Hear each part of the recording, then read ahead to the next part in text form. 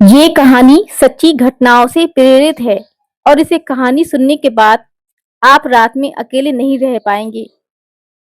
कहते हैं शमशान में आधी रात को जो साधना की जाती है वो इंसान को बहुत ताकत देती है। लेकिन अगर वो साधना गलत हो जाए तो इंसान इंसान नहीं रहता है, वो बन जाता है सबका काल। आज की कहानी एक ऐसे आदमी की है जिसने तांत्रिक बनने के लिए ऐसी साधना की जिसके बाद पूरा गांव डर के साए में जीने लगा। एक गांव था, देवगढ़। उस गांव में एक आदमी रहता था जिसका नाम था भैरव। भैरव पहले ही एक साधारण इंसान था, लेकिन उसे तांत्रिक की शक्तियों को लालच था। एक दिन जंगल में उसे एक अजीब बूढ़ा तांत्रिक मिला। तांत्रिक ने कहा, अगर तू सच में शक्तियां चाहता है तो शमशान में 21 रात तक साधना करनी होगी। भैरव लालची इंसान था, तैयार हो गया। हर रात पूर्ण अंधेरे में भैरव शमशान में जाकर साधना करता।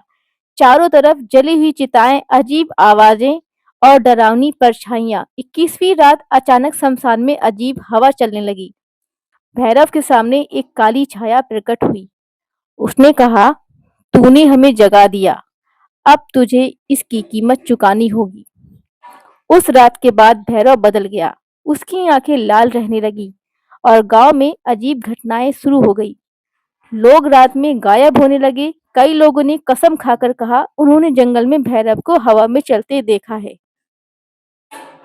गांव वालों को पता चल गया भैरव अब तांत्रिक नहीं रहा, वो एक शैतानी शक्ति का गुलाम बन चुका है। गांव में हर रात किसी न किसी घर में चीख सुनाई देती थी और सुबह घर खाली मिलते। एक दिन गांव में एक साधु आया। उसने कहा, अगर आज रात उसे नहीं रोका तो ये गांव खत्म हो जाएगा। उस रात सब लोग जंगल गए। शमशान में उन्होंने देखा भैरव एक काले यज्ञ के सामने बैठा था। उसके पीछे कई डरावनी आत्माएं खड़ी थीं। जैसे ही साधु ने मंत्र पढ़ना शुरू किया, भैरव जोर से हंसने लगा। उसकी आवाज गूंजने लगी। अब बहुत देर हो चुकी है और अचानक शमशान में भयानक तूफान शुरू हो जाता है। उस रात क्या हुआ था कोई नहीं जानता था, लेकिन आज भी देवघर के जंगल में रात को एक आदमी की आवाज सुनाई देती है, मैं वापस आऊंगा। गांव के बाहर एक पुराना शमशान घाट था, जहां लोग दिन में भी जाने में डरते थे। लेकिन उस रात भैरव हाथ में काला धागा लेके राख और कुछ अजीब चीजें लेकर शमशान की तरफ चल रहा। अचानक चारों तरफ घना अंधेरा था और कभी उल्लू की आवाज सुनाई देती तो कभी दूर से कुत्तों की भौंकने की आवाज। भैरव शमशान के बीच में बैठ गया। उसने जमीन पर एक काला घेरा बनाया और तांत्रिक के बताए हुए मंत्र पढ़ने लगा। शुरू में सब कुछ शांत था, लेकिन कुछ देर बाद शमशान की हवा अचानक ठंडी हो गई और भारी हो गई। ऐसा लग रहा था जैसे कोई उसे चुपचाप देख रहा हो। भैरव ने पीछे मुड़कर देखा, लेकिन वहां कोई नहीं था। फिर उसने आंखें बंद की और मंत्र पढ़ने लगा। तभी अचानक पास की बुझी हुई चिता से हल्का धुआं उठने लगा। भैरव घबरा गया। उसे लगा जैसे उस धुएं के अंदर किसी इंसान की परछाई बन रही हो। लेकिन भैरव ने डर को दबा दिया। वह जानता था अगर वह साधना के बीच में छोड़ देगा तो तांत्रिक शक्तियां कभी नहीं मिलेंगी। इस तरह कई रातें बीत गईं। हर रात शमशान में अजीब अजीब घटनाएं होने लगी। कभी उसे किसी औरत के रोने की आवाज सुनाई देती, कभी लगता कि उसके पीछे कोई खड़ा है, लेकिन जब भी वो पीछे देखता वहां सिर्फ अंधेरा होता। फिर आई 21वीं रात। उस रात चांद भी आसमान में नहीं था। चारों तरफ गहरा अंधेरा था। भैरव फिर से शमशान में बैठ गया। जैसे ही उसने मंत्र पढ़ना शुरू किया, अचानक बहुत तेज हवा चलने लगी, पेड़ जोरों से हिलने लगे और तभी भैरव के सामने एक काला धुआं उठने लगा।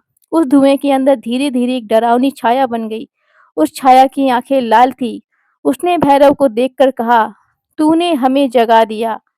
भैरव डर गया, लेकिन उसने हिम्मत करके पूछा, मुझे शक्तियाँ चाहिए।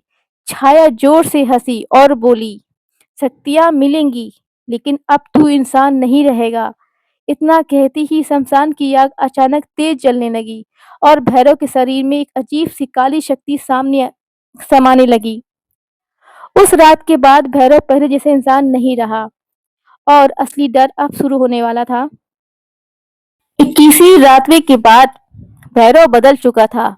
अगली सुबह जब वह गांव लौटा तो लोगों ने उसके अंदर एक अजीब चीज देखी।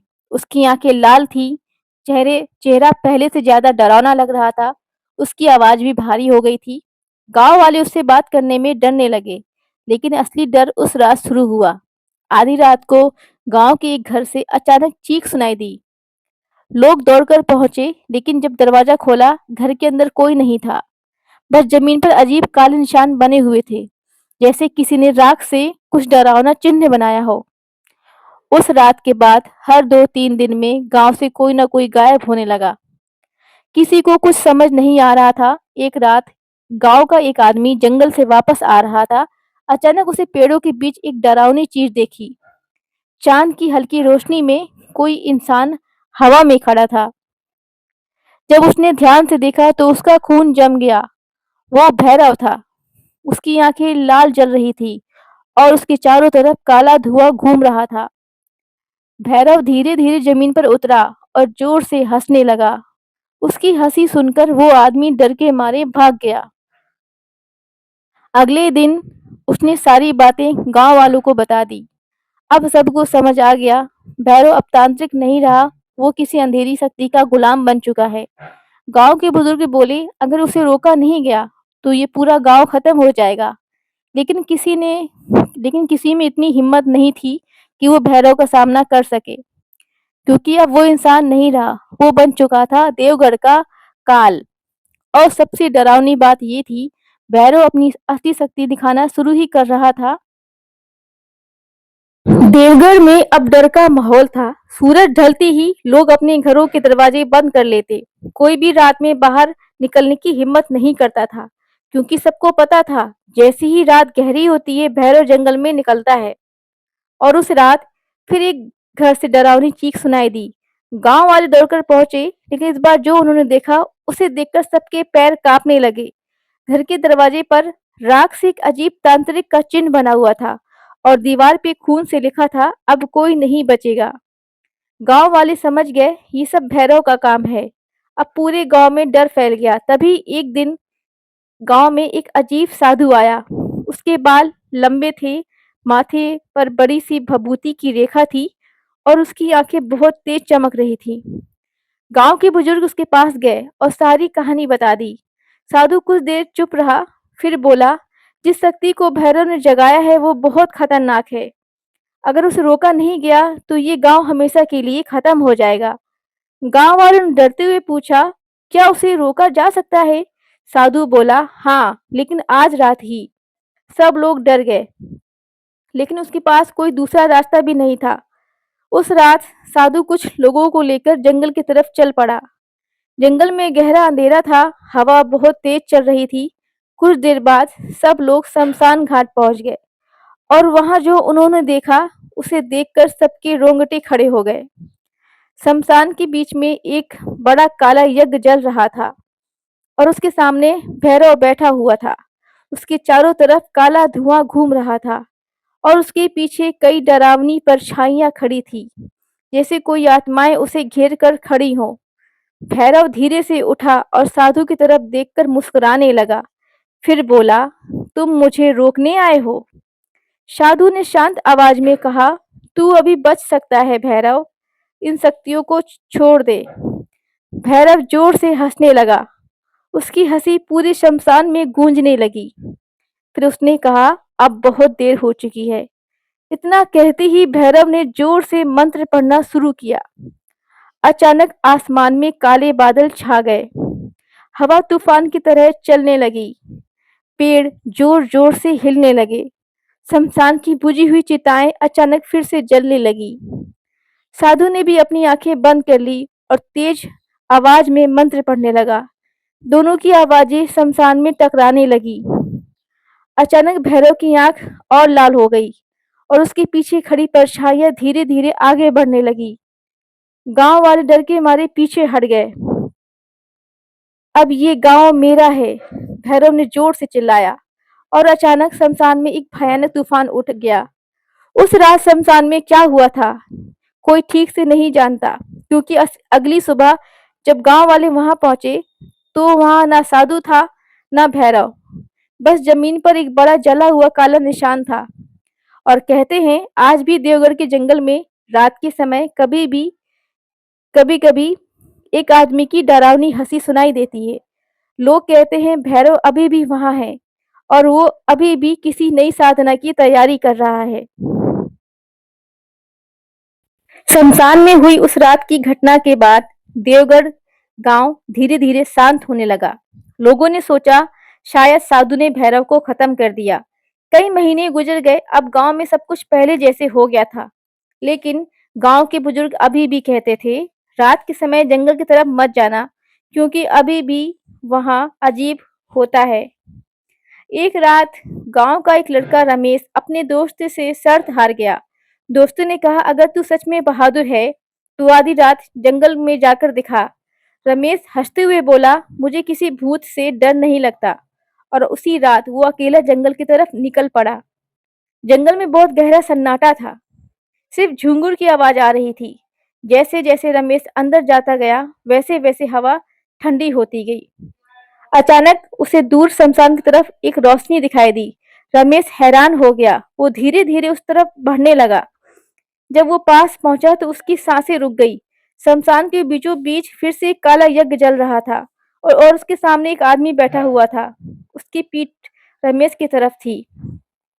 वो धीरे धीरे मंत्र पढ़ रहा था। रमेश डरते हुए बोला कौन है वहां? मंत्र पढ़ने की आवाज अचानक रुक गई और धीरे धीरे वो आदमी खड़ा हुआ। फिर उसने अपनी गर्दन घुमाई। जैसे ही उसका चेहरा देखा रमेश की आंखें डर से फैल गईं। वो कोई और नहीं था, वो भैरव था। लेकिन इस बार वो पहले से भी ज्यादा डरावना लग रहा था। उसकी आंखें पूरी तरह काली हो चुकी थी और उसके शरीर के चारों तरफ काली परछाइयां घूम रही थी।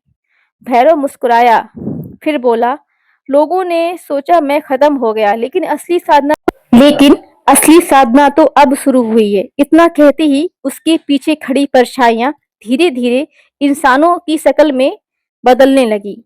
रमेश ने ध्यान से देखा तो उसके पैरों के तले की जमीन खिसक गई। वो परछाइयां गांव के लापता लोगों की आत्माएं थीं। भैरव बोला अब सब ये मेरी शक्तियां हैं। अचानक भैरव की नजर रमेश पर पड़ गई। उसकी मुस्कान और डरावनी हो गई। वो धीरे धीरे रमेश की तरफ बढ़ने लगा। रमेश डर के मारे भागने लगा, लेकिन जंगल जैसे खत्म ही नहीं हो रहा था। पीछे से भैरव की हंसी गूंज रही थी, पूरे जंगल में गूंज रही थी। भाग ले जितना भाग सकता है। अचानक रमेश जोर से चिल्लाया और उसकी आवाज पूरी जंगल में गूंज गई। अगली सुबह गांव वाले जंगल में पहुंचे, लेकिन वहां रमेश का कोई निशान नहीं था। बस जमीन पर एक नया तांत्रिक का चिन्ह बना हुआ था और उसके बीच में लिखा था साधना अभी अधूरी है। कहते हैं आज भी देवगढ़ के जंगल में आधी रात को अगर कोई ध्यान से सुने तो उसे एक आदमी की हंसी सुनाई देती है और कई आत्माओं की फुसफुसाहट सुनाई देती है। लोग कहते हैं भैरव अभी भी वहां है और वो धीरे धीरे और शक्तिशाली होता जा रहा है। कहानी खत्म या शायद नहीं, ये कोई नहीं जानता। ये एक राज है जो राज ही बन के रह गया। देवगढ़ का जंगल।